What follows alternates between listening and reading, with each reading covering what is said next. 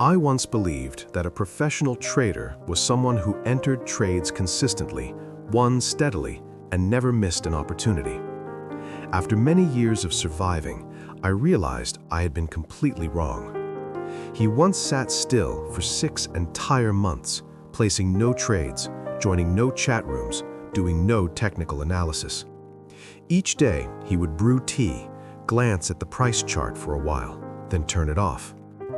I asked him what he was waiting for. He answered calmly, waiting for the prey to slide down on its own. At the time, I didn't understand. When you're young and full of fire, you want to trade every day. You want the market to respond to you, to say something all the time. But he was different. He didn't need the market to say anything at all. He only needed it to reveal a weakness. I had seen him pass on setups that everyone praised as perfect trades. He would stare for a long time, then gently shake his head. The crowd was still clear-minded. It wasn't time. Then day 183 arrived. Good news was released, yet price did not rise. Online, everyone was shouting to buy. I felt the market being pushed toward a climax, and at that exact moment, he entered the trade. He told no one, no analysis, no hesitation, just one decisive move. A day later, everything reversed, and he remained silent, as if nothing had happened. Watching him, I felt like I was witnessing a lion quietly walking past a herd of antelope. No roar, no chase, just a single, precise bite, aimed at the weakest one, then gone. From that day on, I no longer saw him as a trader. He was a hunter. And the market, to him, was simply a forest he had lived in long enough to smell fear. This video is the first time I've spoken about that approach, something not found in books, not taught in classrooms, not drawable with candles. It can only be passed on through observation, through silence, and through long months spent standing outside the market. If you're trading like someone who must work every day just to feel that you still exist, then perhaps you have never learned how to stand still, like my mentor did. And today, I'm sharing with you a secret, the beginning of everything I learned from a man who never needed fame, but who helped me survive up to this very moment. My mentor never asked whether price would go up or down. He asked only one thing: is the market's belief today standing firmly on the ground or hanging in midair? To him, the market was not something to analyze, but a living organism, with breath, with emotion, with moments of apparent strength, while inside, utterly unsure. He didn't enter trades because a pattern looked good, nor did he FOMO just because the news was positive. He waited. And what he taught me wasn't when to enter a trade, but when the market believes it is invincible, because that is precisely when it is weakest. He said most traders become prey because they react. A hunter is different. He acts only when everything is already in place for a single strike to become the final decision. At first, I didn't believe it. I thought you had to be proactive, fast, good at predicting direction. But after months of watching him, I slowly realized this: the market doesn't pay those who guess well. It pays those who know when confidence has gone too far. He taught me a very simple principle. Don't look for a beautiful entry. Look for the market's weakest point. Because a trade placed at weakness creates the strongest outcome. I had seen him stay out through entire news seasons. Everyone else was trading. He was only watching.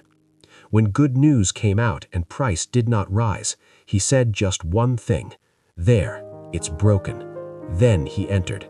No hesitation, no mercy. He didn't trade with the market. He waited for the market to betray itself, then finished it. If you're still trading because the chart looks good, you might be hunting with bare hands. He didn't need to run. He only needed to stand in the right place and wait for the prey to start gasping for air. I once asked him why he wasn't afraid of missing opportunities. He smiled. Real opportunities don't come every day, but when they come, they can feed you for a year. Once, I saw him sit in front of the screen for 4 hours, no trades, no notes, just watching. Standing behind him, I felt like I was observing a sniper. No need to fire many shots, just one. When I asked what he was seeing, he answered without taking his eyes off the screen. The market is hiding fear behind excitement. Wait a little longer. When it can no longer pretend to be strong, we strike. At the time, I wasn't calm enough to understand. I was still a young wolf, seeing a wave and rushing in. But he was different. He could sit still as if nothing was happening. Yet in his mind, every breath of the market was being registered. To him, the market was a living creature, and like all living creatures, it reveals weakness when it believes it cannot be attacked. He didn't look at charts to predict the future. He looked to hear who the market was lying to. And he was patient, not out of fear, but because he knew the most valuable strike comes after the deepest calm. Some said he was slow. Some said he missed opportunities. But they didn't understand that the opportunity he was aiming for wasn't in the wave itself, but in the psychology of the crowd. At the exact moment it began to crack. I remember clearly the day he opened just a single trade. A rainy morning at a familiar cafe by the river. He sat there, holding a cup of hot tea, eyes fixed on the gray sky outside. No one knew what he was about to do, but I could feel something quietly shifting beneath the surface. He opened his laptop, looked at the chart for less than 10 minutes, then wrote a single line in his notebook. Good news released. Price doesn't respond. Belief is rotting from the inside. Then he opened the position. No extra steps, no adjustments, just one click. I asked nervously, "Master, what now?" He replied very softly, "Now we let the market slide on its own. When the prey is wounded, it will run toward the cliff by itself." After that trade, he shut down the computer. No monitoring, no news. The entire following week he went fishing, while I, and many others, sat watching every single candle. A month later, I opened the account again. That trade was up 5-fold. He said only one thing: "That's enough for 6 months of slow living." And true to his nature, he didn't place another trade for the next 5 months. Not because there was nothing left to take, but because he didn't need to. To him, winning once when the market is deeply wrong is worth more than hundreds of frantic trades made just to feel like you're doing something. Only then did I understand. My teacher wasn't playing the game of trading. He was pursuing a quiet art, one where only those who know how to wait survive the longest. My teacher never acted because the market was surging or because there was a wave to ride. He acted only when the market betrayed the very belief it once held as truth. He once said, "The market is like a religion. When the crowd believes in something long enough, it stops being an expectation and becomes absolute truth. And that is precisely when it is most fragile." So how do you recognize that moment? He taught me 3 signs, simple, yet extremely dangerous if you fail to see them. The first sign: good news comes out, but price doesn't rise. When expectations have already been pushed to the extreme and good news produces no reaction, it means the money has already flowed in. Weak response is the signal that belief is starting to collapse. He called it the moment price rejects expectation. The second sign: everyone is saying the same thing. When YouTube, social media, the press, chat groups, all in unison are shouting that something must go up or down, that isn't strength, that's collective blindness.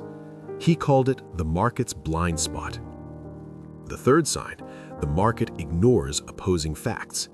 When bad news appears but price doesn't fall, when risk emerges and everyone shrugs it off, that's when the market is no longer driven by reason, but by belief. And belief is the most fragile thing of all. He didn't enter trades because the chart looked good. He entered when truth and belief began to drift apart. And when truth returns, the market doesn't drift down slowly, it collapses. That is the moment he acts. Not because his analysis is correct, but because the prey is panicking, running through the night, and the hunter's job is simply to stand in the right place.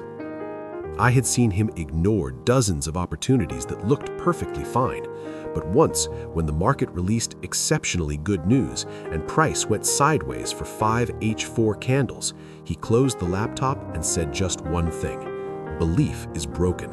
What remains is only the slide." And that's exactly what happened. The market went into free fall 3 days later. Everyone was shocked. He wasn't, because he didn't trade price. He traded the gap between truth and expectation. At first, I wasn't used to it. I still had too much fire, like most beginners, eager to jump in, to catch bottoms, to call tops. He, meanwhile, stood outside indifferent. I drew all kinds of things on the chart. He simply brewed tea and listened for where the market was lying. Gradually, I removed indicators. Then I let go of the expectation of making money every day. I began to learn how to wait, not waiting for price to reach a beautiful level, but waiting for the crowd's belief to begin cracking. There were months when I only observed, no trades, no posts online. Then one day, news was released. Good, very good, but price stood still. I didn't rush. I watched a little longer, and when the market began to weaken, I entered, one single strike. After that, I shut everything down. No minute-by-minute watching, because I didn't enter based on technique. I entered because the market had lost its soul. That was something I learned from him. You don't need many opportunities, you need one. At the moment, the entire market is drunk. I stopped needing to win every week. I stopped trying to be right just to feel competent. I began to live like he did, not trading out of fear of missing out, but trading because I could smell it. The market carried the scent of collapse. There were months when I had trades and months when I didn't. But in the months I did enter, I earned enough to live for the months that followed. And the strangest thing was this: since I stopped trying to earn consistently, my account began to grow consistently. Not because I became better, but because I learned when to stand aside like an invisible man and when to become a single strike the market couldn't defend against. I once believed a professional trader was someone who entered precisely, kept emotions under control, and earned steadily every week. But my teacher wasn't like that. He didn't trade consistently. He didn't care about a monthly salary from the market. Once I asked him, "What if there are no trades this month?" He laughed. "Then we live off last month's trade. And if there was no trade last month either, we live off our own stillness." At the time, I still didn't understand. I was still bracing myself, bracing my emotions, bracing my image, holding tension just so others could see that I was still trading. Because if there were no trades, I felt myself becoming invisible. Then the market taught me, very directly, every time I entered a trade because I had to, I lost. Every time I entered because I feared missing out, I bought the top. And every time I stayed out because I wasn't sure, I survived. Little by little, I relearned how to exist. My mentor said the market doesn't like those who are bracing themselves. It devours anyone trying to appear strong. Only those who know how to become invisible can pass through many seasons of life and death. I began to practice that. No sharing trades online, no posting wins, no need for anyone to know which pair I was watching, no chat groups, no attachment to praise. I only observed. There were days the market ran 300 pips. Everyone admired it. Everyone posted screenshots. I didn't enter because I saw the crowd growing too confident, and I knew someone would have to pay. And that's exactly what happened. An opposing piece of news appeared. The market pulled back hard. Everyone rushed to close, rushed to flip, rushed to fix mistakes. That was when I entered, while they were fleeing. Not because I was better, but because I had stood outside long enough to see what they couldn't. I don't live off steady victories. I live off the ability not to die when I'm unsure. There were months when I placed only one trade, and that was enough. Because I don't enter when the market shows a signal. I enter when the market has lost its soul. I used to be someone who braced himself. Now I'm learning how to disappear, to appear only when my strike can change the balance. I'm sharing this not so you can copy the steps, because this isn't a method, it's a way of living. Maybe you're trading well, maybe you're losing, maybe you're thinking about quitting. But if you're still listening, I believe you're not looking for a new setup. You're looking for a different way to survive, the way my mentor showed me. And today, I'm telling you again, not because I'm better, but because I survived. You don't need to win consistently. You don't need to trade often. You don't need to force yourself to give something to the market every day. You need to be right once, at the moment the market betrays itself. And I'm not saying this lightly. I once lived off daily trades. I was exhausted by the feeling that if I didn't trade, something was missing. I lost, not because the trades were wrong, but because I wasn't calm enough to wait for the right one. When I learned that, I sat still for 40 days, doing nothing. Then a single trade allowed me to live for the next 5 months without needing to look at a chat room. And in that moment, I understood. This is the secret. A trader who is calm enough to listen may never trade the same way again. A secret that doesn't live in a system, not in a pattern, no backtesting required. It lives in the ability to wait for the market's mistake, not in the feeling of always being right. And if you understand this, I believe your trading path will become much lighter, and you won't return to the old way again. Because once you've learned how to hunt, no one ever wants to be prey again. If you've listened this far, perhaps you've already begun stepping out of that spiral. The spiral of needing to win constantly. The spiral of always feeling the need to do something just to believe you're moving forward. The spiral of small trades, where every loss quietly gnaws away at a piece of your belief. You know, my mentor once said, "The market doesn't make anyone poor. It's the impatience to prove oneself inside the market that breaks people." I don't trade every day. I don't need to win all the time. I only need to appear at the right moment and disappear at the right moment. Like a wolf that doesn't need to howl, yet the entire forest knows it's there, watching. If you feel this way of living isn't for you, that's fine. But if somewhere inside you there's a small corner quietly nodding, then perhaps you've touched something that took me 5 years to see. A way of living that doesn't need anyone to understand, doesn't need anyone to ask how today's trade went. Because you don't live off trades. You live off the inner strength to remain silent when the market is screaming. I'm sharing this not to become known. I don't sell courses.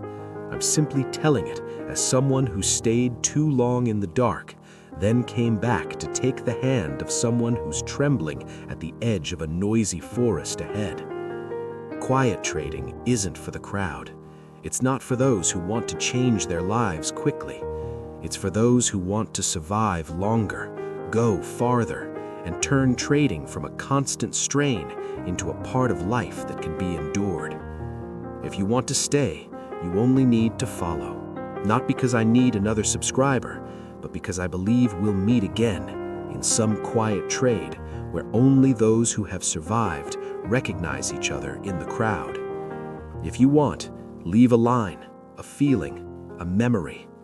Maybe the words you write today will keep someone standing very close to the edge from breaking. Quiet trading is not silence born of fear. It is the silence of someone who understands that appearing all the time is not strength.